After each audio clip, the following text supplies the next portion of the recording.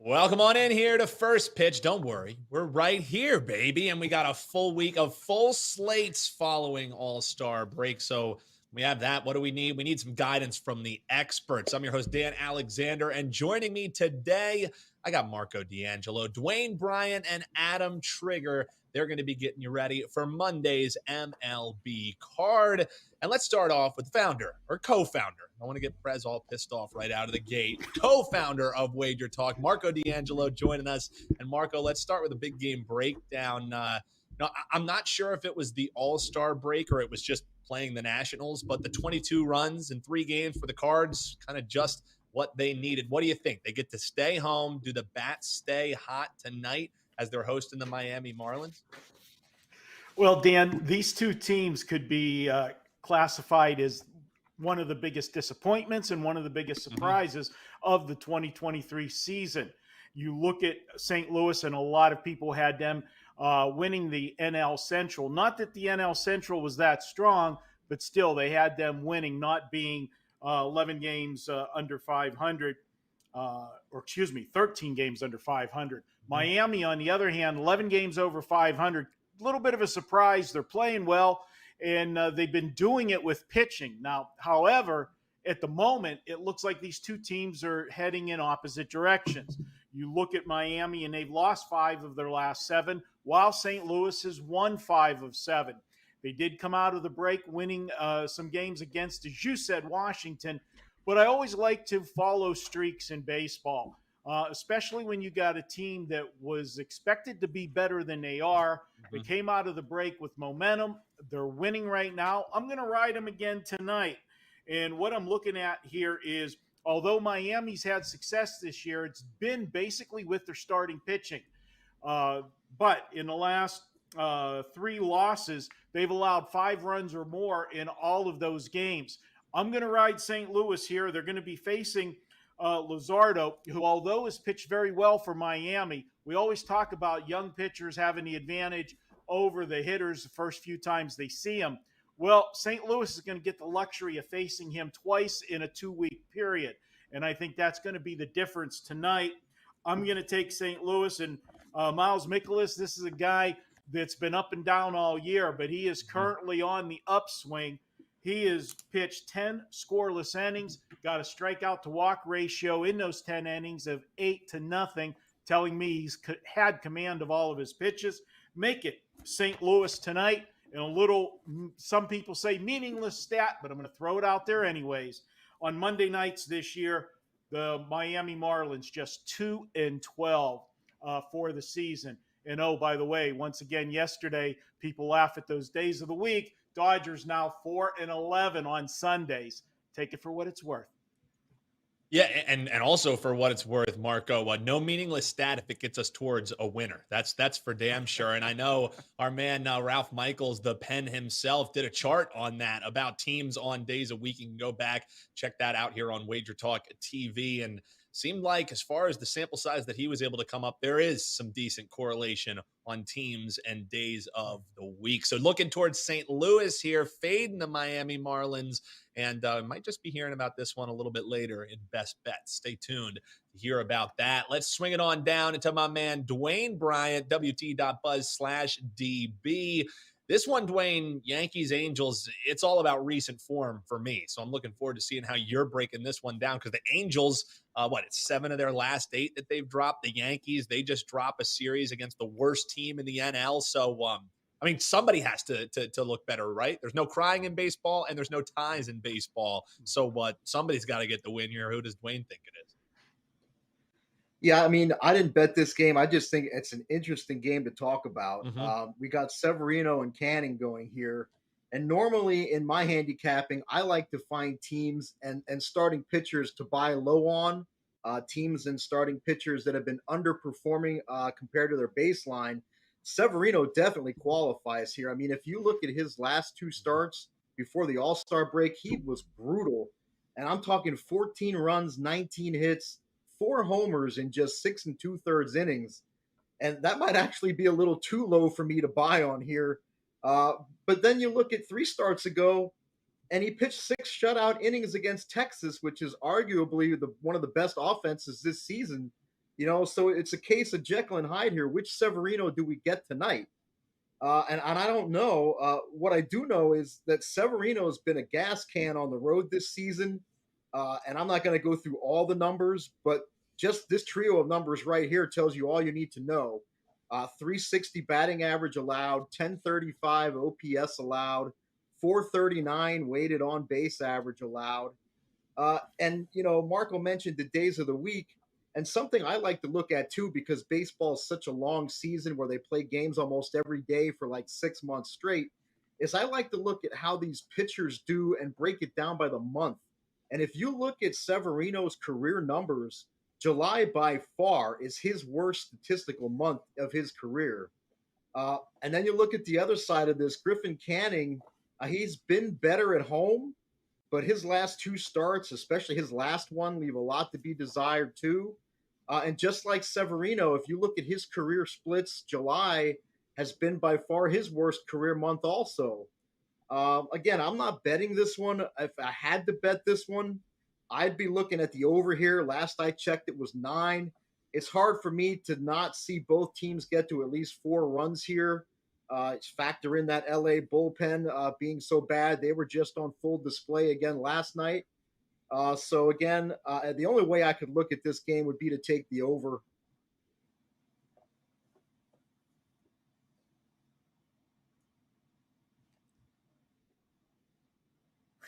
Yeah, it helps if I have the mic on, right? So, boys, what I was saying, though, is Dwayne's looking towards the over, and our man Sean Evans in the chat is hoping part of that over comes by way of an Ohtani home run. He's looking at the plus 275 on Ohtani to hit the dinger. And, Major League Baseball would definitely love seeing some more homers from Ohtani. That is for damn sure. Adam Traeger, your thoughts for big game breakdown. You're taking a look at the Dodgers and the Orioles, and much in contrast to the game we just talked about. 2 of the hottest teams in baseball are going to be clashing tonight. When I was just looking at this matchup, it's funny because it's not every day you get the 2 hot teams facing each other. It's also not every day you get to see the Orioles and the Dodgers play because it hasn't happened since 2019. So you don't really have much recent history to draw on other than what we've seen this season. So, Trey, how are you going to be looking to bet this one? Well, Dan, I had this spot circled for some time for Grayson Rodriguez. So, and then I'll talk about ultimately why I didn't get to the window with it and why you should just go bet it, because the Dodgers own me. So I decided not to make this a client play, but I'm going to tell you why the Orioles are going to win, and they probably will win because I didn't bet it. So here we go. Orioles, 8-game win streak. They're averaging 7.5 runs a game. You alluded to, Dan, they're playing great ball. And the Dodgers are too. I mean, the Dodgers, they lost yesterday, but they, 14-6 their last 20 games, had a 6-game winning streak going into Sunday against the Mets. But the reason I wanted to back Grayson Rodriguez, so just a little background on him. Coming into this season, one of the top prospects in baseball, number 7 overall in Major League Baseball, was one of the top sort of prospects in the Orioles organization. And they kind of had him tabbed late last season as a guy that would make the club out of spring training, probably be in their rotation. He didn't make the club out of spring training, and they went as far as to, like, the GM went as far as to almost say that was disappointing, like that they were disappointed in him that he didn't make the major league team, and he started the season in AAA Norfolk. Now, Kyle Bradish early in the year gets hurt, and they call Grayson Rodriguez up, and he gets lit up. 13 homers and 45.1 innings, but I really think the issue with him was he just never had any confidence. The Orioles showed no confidence in him coming out of spring. They they kind of told him he was going to, be on the team and then put him back in AAA. Then as soon as they needed a pitcher, they bring him up, and it's like, okay, so now, I think the mindset, he thinks he's starting the year in AAA. a week later, he's in the bigs. And I just think he got a little bit overmatched, lost any confidence he did have, which happens to young guys that are a little bit inexperienced. And then he just got blown up. Like last 5 starts, his ERA was 11. I mean, he was just giving up home run after home run. And so I think the Orioles put him in sort of a bad spot. They bring him back down to Norfolk. I watched like a ton of minor league baseball. I drag Dwayne to minor league games all the time. So I've been watching him at Norfolk. 4-0, 1.69 ERA. He's been dominant. 7 starts, 54 strikeouts, and 37.1 innings pitched. And I honestly think that if he hadn't been up already and gotten hammered, and he was getting called up now, this would be a way bigger deal than it is. Because like this guy had a ton of hype coming out of spring and last year as like sort of like one of the next, big time pitching prospects. So I now think he's flying a little bit under the radar because I think the person looking at the games, like the average bettor, is just going to see the bad ERA and just be like, okay, the Orioles have some bum on the mound. And that's certainly not the case. I think he's going to be fine this time around. He's someone I'm going to look to play on, and he should give the Orioles a great chance to win this game because the Orioles have been as hot as any team in the league. On the other side, the Dodgers, I joked about, like I had the Mets on Saturday, of course, and the Dodgers kind of found a way to win that game late. And they always seem to get me, but they haven't been great on the road. Like they're 24-23 on the road. They've been much better at Dodger Stadium. So, they remain on the road here after the series in New York, go to Baltimore. Emmett Sheehan kind of had his moment, 6 no-hit innings in his major league debut. Since then, 6.14 ERA, which is over his last 3 starts. I think I'm willing to play against him. Like you talked about these teams not playing in a while. I think 2018, 2019. So there's unfamiliarity there. And I think I take what I consider to be the more polished pitcher at this point in Grayson Rodriguez than Sheehan to be able to sort of take advantage of a lineup that really hasn't seen them. Another thing I love here is the fact that the Orioles were able to win yesterday without using Felix Bautista and Yenner Cano. The Orioles bullpen WAR number 1 in the league. I have the Orioles rated as a top probably 5 bullpen in the league at any given time with, the other teams that are up there. And even though they've won 3 straight games, they managed to do it and not burn their top guys yesterday who sort of needed a rest after, back-to-back games where they needed to be used. So, on the Dodgers on the other side, kind of had a bottom, we'll call them a bottom half bullpen. I think they're getting better than they were earlier this year, but they still lack those like high leverage inning guys. They really don't have a closer. They never really replaced Kenley Jansen. So they get to the late innings and it's almost like a little bit by committee. And just the pitching on the whole for the Dodgers, team ERA has kind of been terrible this year. So I really like Grayson Rodriguez. I think he's going to be really good now coming back up this stretch now toward the end of the season. He's a guy I would bet on.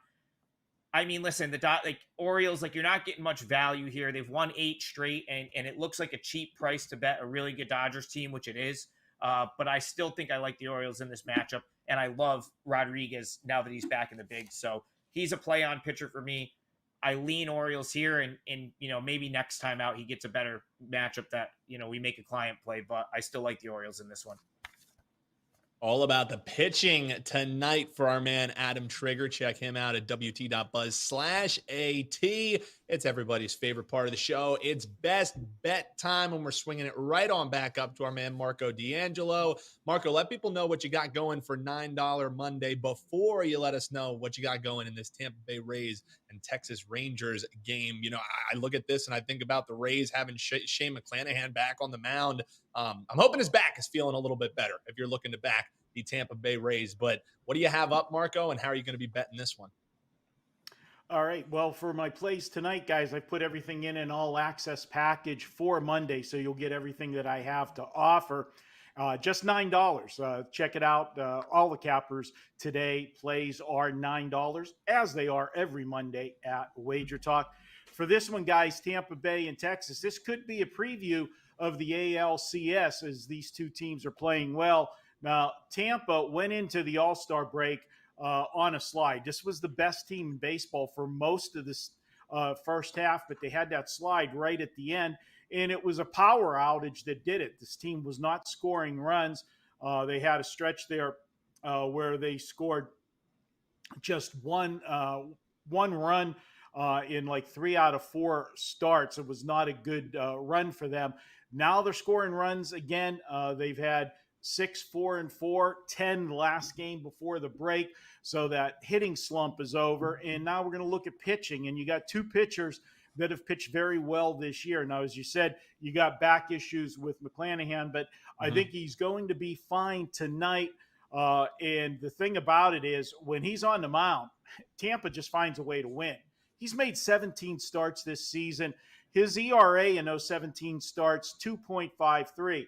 Now, we've seen a lot of pitchers that put up big numbers, but yet when you slide it over to what their team does in their starts, it doesn't always match up with the ERA. Well, it does here. 14-3 is Tampa in his starts. Now, Dane Dunning goes for Texas, and he's pitched well also. He's got an ERA in 12 starts of 3.26, respectable whip, 1.21. But that's only translated to a 7-5 record. Still a winning record, but not what you're seeing from Shane McClanahan. I'm going to go ahead and take Tampa in this one. And Tampa, when they've been installed as a favorite this season, they're 54-23. And Dunning, when he starts following a Ranger win, Texas is just 6-16 in his starts the last 3 seasons following a win. I'm going to go ahead and take Tampa here. I like them better from top to bottom. I know Texas can hit the baseball, but I think we got a big edge on the pitching side. Small edge with the starter, but edge with the closers as well. Let's go Texas, let's go Tampa Bay over Texas as my best bet. So you're pulling the old misdirection there, but no, Shane McClanahan back on the mound. I mean, he had a 15-day stint on the injured list. So if they're feeling good enough to bring him off of that, I'm kind of with you with what he's done this season. Hard to be looking the other way. That's the breakdown there from Marco D'Angelo. Check him out on $9 Monday. Also, check out my guy, Dwayne Bryant. He's got a best bet coming for you in the Detroit Tigers and Kansas City Royals game. But first, Dwayne, before we get into that, man, I know this is the baseball show, but right around the corner is NFL, is college football, and somehow you talked like head office into giving out free season access for you. So tell folks about that, and then let us know who we're betting in this Tigers and Royals game. Well, Dan, I don't know that I've ever done a show with you. So first, I just want to say it was a pleasure being on the show with you today. Appreciate it. Likewise. I don't even know if I've done a show with Adam. It's funny, he mentioned dragging me to minor league baseball games, and I was sitting here this morning wondering when that next text was going to come. Hey, I'm going to be coming down to Reading or wherever. Marco, it's always good to be on with you as well, but I do a lot of shows with Marco, so that's kind of old hat right there. But yeah, I mean, football's right around the corner. I was number 1 in college football last season across the board in profit, win percentage, and ROI.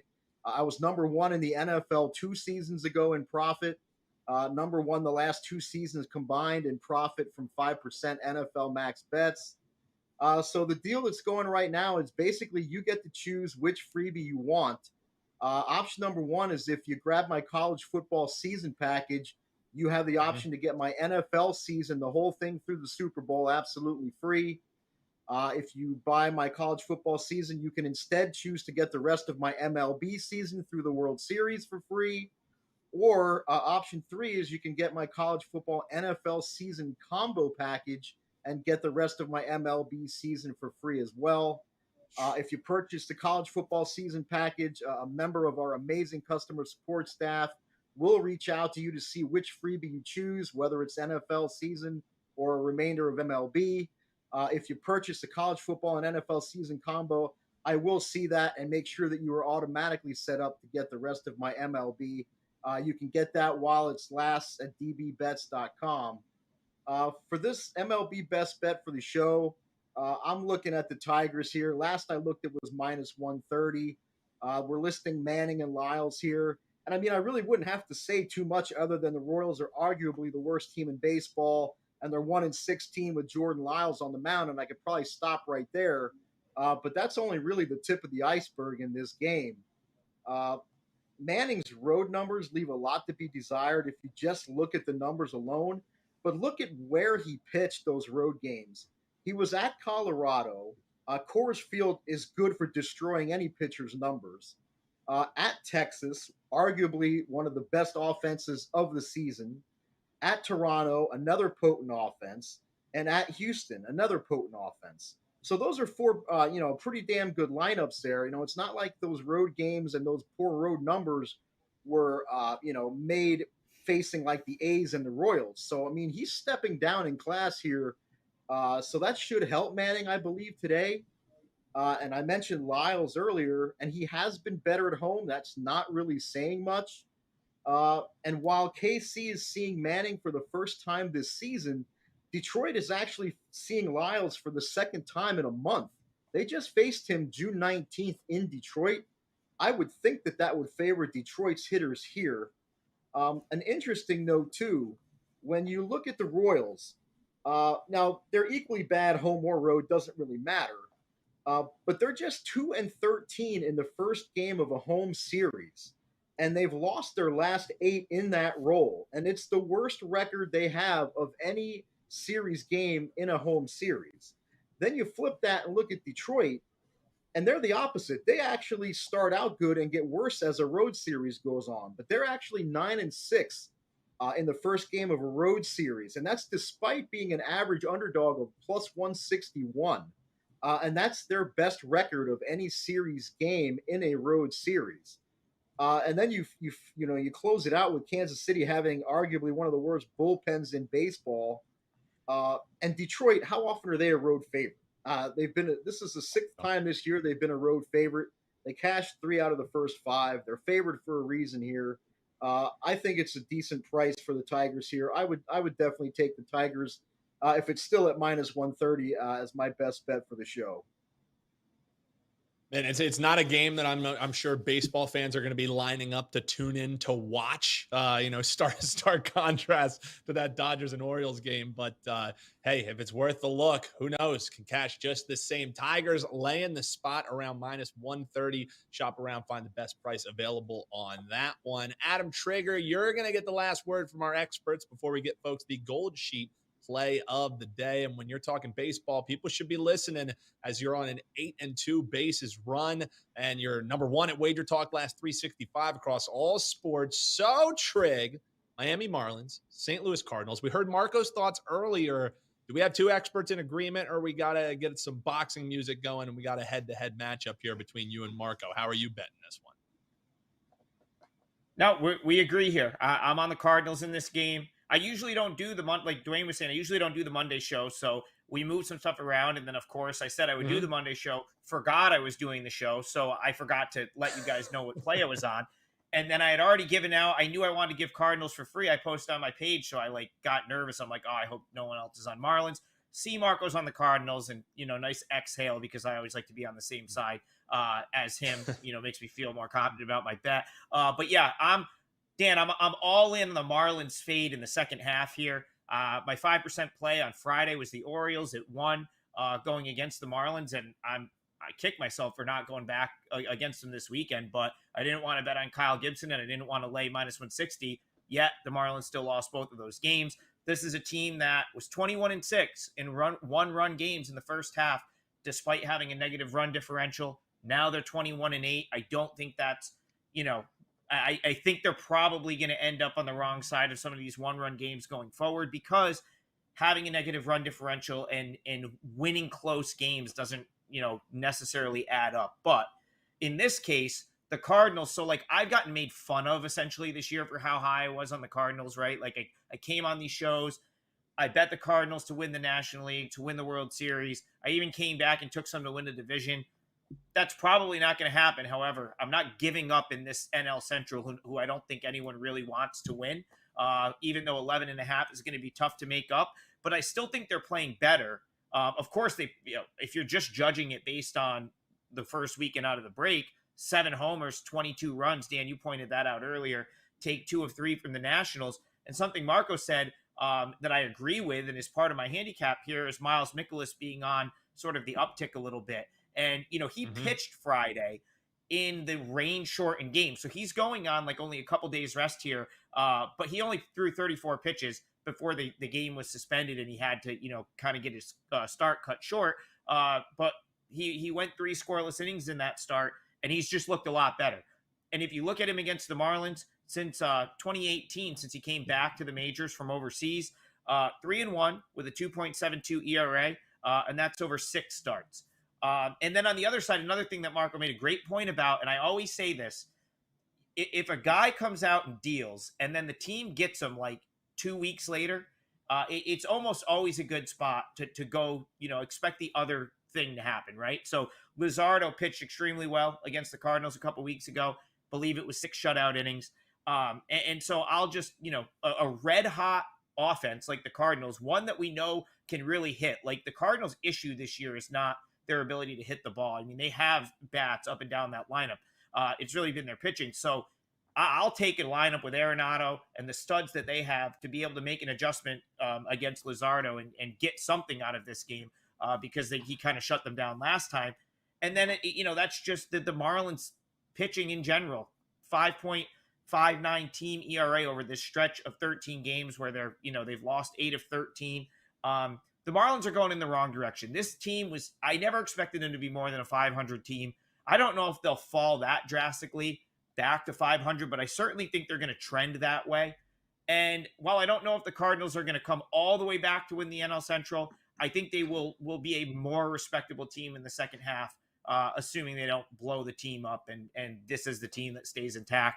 And I think Mikolas will have a better second half. So at the price of -110, keeping the Marlins on the road, it all sort of added up. So this is a client play for me, 4% play on the Cardinals. I think it was like -110, -111. And my other 4%er is up for $9. So this is a 4%er, and I've posted my other 4% play for Monday, which is on my page for $9. Not only is it a trig 4%er for the number one guy at WagerTalk over the last year, it's in agreement with Marco D'Angelo. So we're looking at Cardinals on the money line as they take on the Marlins. That's the final best bet we have from the folks. But we do have your gold sheet play of the day, and we're going back to the well on pitcher props today. And we want to take a look at the Nationals and Cubs game that's going tonight. And we're looking towards Drew Smyly of the Cubs under 4.5 strikeouts against Washington. If you look at the trends, Smyly has stayed under this 4.5 mark in 7 of his last 8 games. I want to take a look at the matchup. Smyly faced this Nationals offense back in May. Only 2 strikeouts in 7 innings pitched. And while the Nationals don't seem like they do anything consistently proficient, how about what they do against left-hand pitching? Left-hand starting pitchers only averaging 3.8 strikeouts per game against Washington this season. Each of the last 4 lefty starters to face the Nats have stayed under this total that we're looking at here, 4.5. And Washington's lineup, number 3 in strikeout rate versus lefty pitchers this season. All of that leaving us with the under 4.5 strikeouts for Drew Smyly, the Cubs. That is your gold sheet play of the day. And for more breakdowns just like that, go to goldsheet.com, and that'll do it on a Monday edition here. A nice little change in the lineup here, getting Trig, DB, and our man Marco D'Angelo. That's going to do it for us. I've been your host, Dan Alexander. If you want some more MLB info, maybe a little college football, a little Women's World Cup, why don't you check out Wager Talk today only on Wager Talk TV.